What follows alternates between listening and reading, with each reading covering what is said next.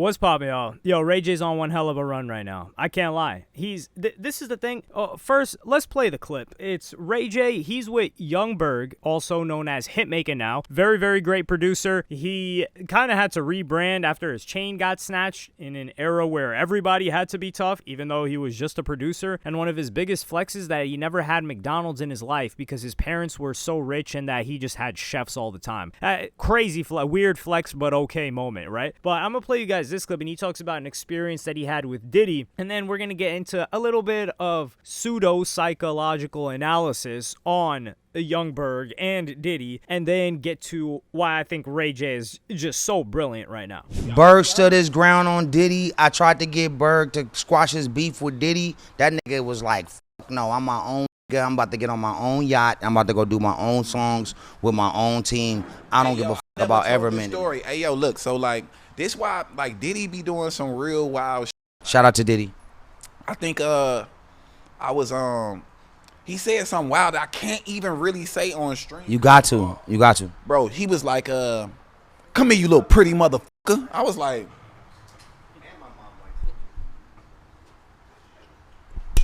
well, at the end of the day, bro, like, no. Nah, like, so I'm like, we at his crib, we at Star Island. I'm like, huh? He like, yo, I made motherfuckers forget that such and such was this. Imagine when I put my arms around your little fine ass. I said, what?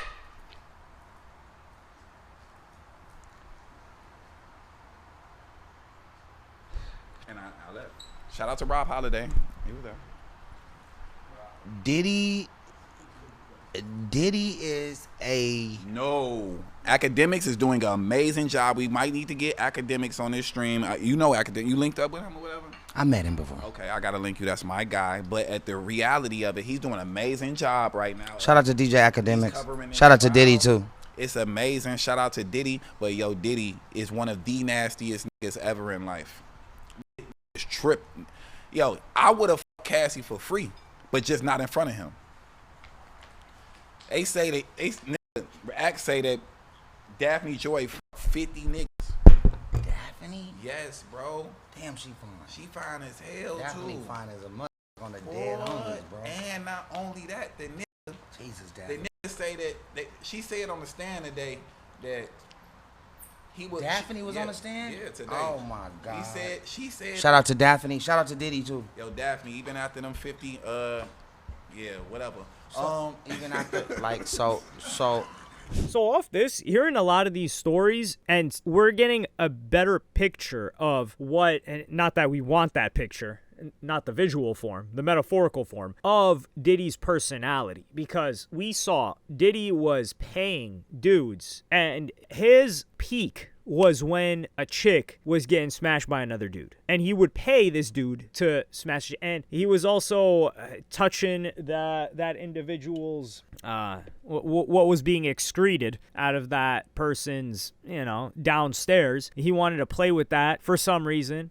There is no reason. The dude's nasty. Yet whenever he felt disrespected, like for example with Cassie, when she left for some guy that he deemed beneath him, he cast her aside. He exiled her, as Ye would say. But when it was with Kid Cudi or perhaps another rapper or a movie star, he would crash out. Same thing with Daphne Joy, as we're seeing, 50 Cent's baby mama, which I may do a different video about. But we're seeing that Diddy, he didn't touch any of these other guys directly, at least. He touched their kids. No PDF on that. You guys know what I mean. But with Berg, I don't think he realized what Diddy was doing. So Diddy lived with this very, very confusing level of cognitive dissonance. So just like to give a quick example of it, like let's say somebody smokes a lot of cigarettes, right? And they've got bad lungs. Instead of quitting the cigarettes or confronting themselves of like, yo, the cigarettes are messing me up, they'll buy some like cough medication, or they'll try to work out. They'll be like, yo, I'm hitting the gym though, so that balances off my...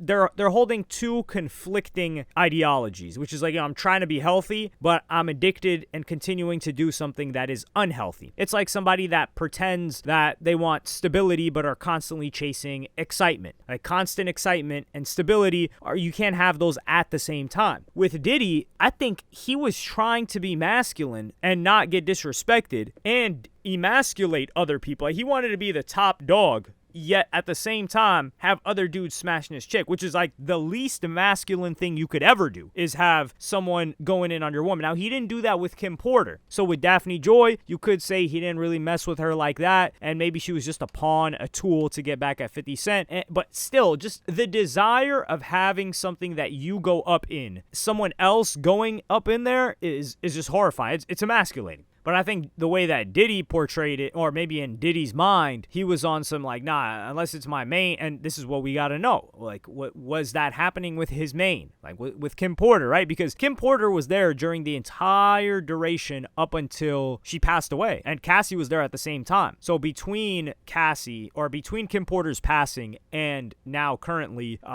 whatever the hell he's got going on, has there been another main chick or with Daphne Joy? We don't know. But this circles back to Young Berg and Hitmaker, because there was also that moment with Meek Mill where he's like, yo, you doing it, daddy. Like, you deserve that. And then these guys just let it rock. And I think that's Diddy's way in his own mind of saying like, yeah, this dude a punk. And it's not that he's going to take it. He's just trying to see how much emasculating talk that these guys are willing to take so that he feels like he's the top dog. Because if you guys recall, there was that one video clip of Kevin Hart at one of Diddy's parties, but also 50 Cent tells the story in the Breakfast Club when he's like, yo, Diddy say he want to take me shopping. Like, I don't play that. Like, that's when I stopped effing with him. He's talking about like, take you shopping, like another grown man take me shopping. And a bunch of people were trying to come at 50 Cent being like, man, that's overly masculine, or like whatever word that they were trying to use to label him as being somebody that's insecure to be taken shopping by another man. Meanwhile, you get Meek Mill and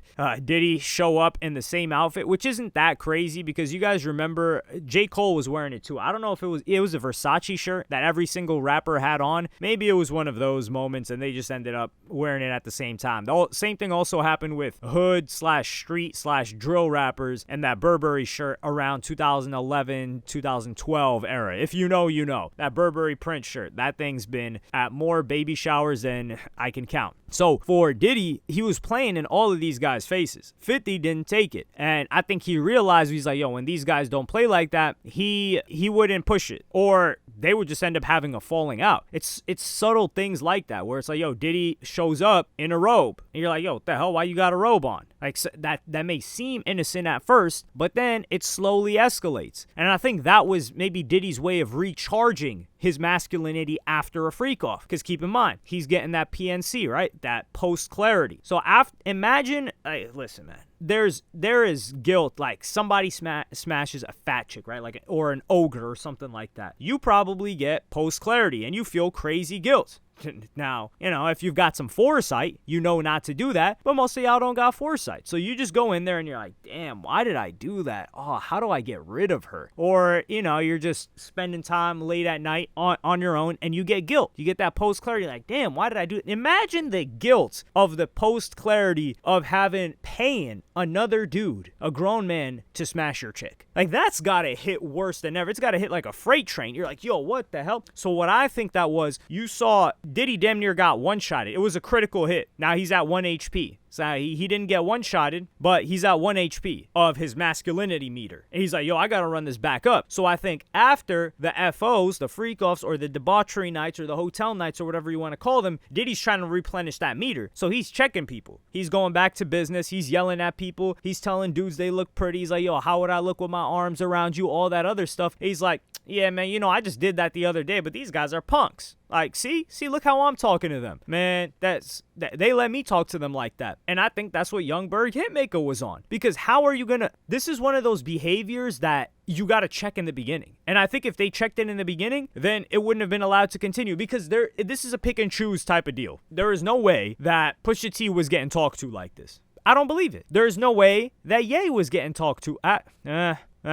maybe if you asked me this question 2 years ago, I'd have a different answer. I take that part back. But there's no way Pusha T was allowing himself to get talked to like this. I don't even think Drake would let himself get talked to like this. Right? Post 2015 Drake. Maybe between 2009 2015, he would allow himself to get talked to like that. So there are certain rappers that Diddy has been around or collaborated with that are not letting themselves get talked to like that. Meek Mill, I just don't think Meek Mill was bright enough to understand that what was going on and to be like, yo, what the hell's going? Like, don't play like that, because everyone else is talking about like, nah, you know, like Diddy, he used to talk like that. That's how guys in the 90s talk. Oh yeah, guys in the 90s talk like that. So guys in the 90s was freaking off too? Is that what they were doing? Or nah, because, yo, maybe, you know how they always talk about how Biggie had that line with Richard Pryor where he's like, yo, you look so good, I suck your daddy D. Yo, Biggie was like, that's super pause on that. Not even a super, you can't even put a pause on something like that. Yo, maybe Diddy ghost wrote that. Or maybe that was the inception, that planted the seed in Diddy's mind of,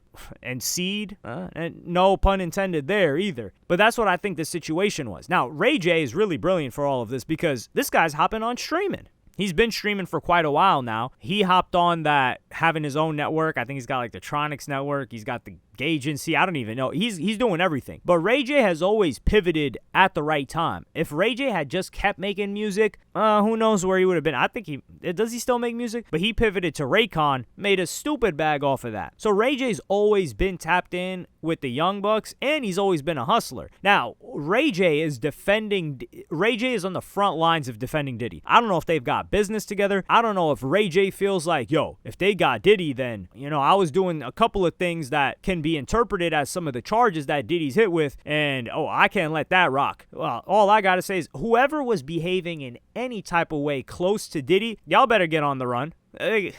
Yeah, go on the run immediately. Pretend like you got a tour. Book yourself a tour. You've probably been getting promotions from, you know, around Central Asia, maybe like Russia, something like that. People trying to give you a show. Hop out there. Do not come back, because you are next if you're lit. Now, if you fell off, nobody really cares. You're not gonna, an assistant, the AUSA is not really gonna get a promotion or be able to come up off of your lack of clout. So you can chill for the meantime. But yeah, man, I just think that this doesn't make Hitmaker look any better.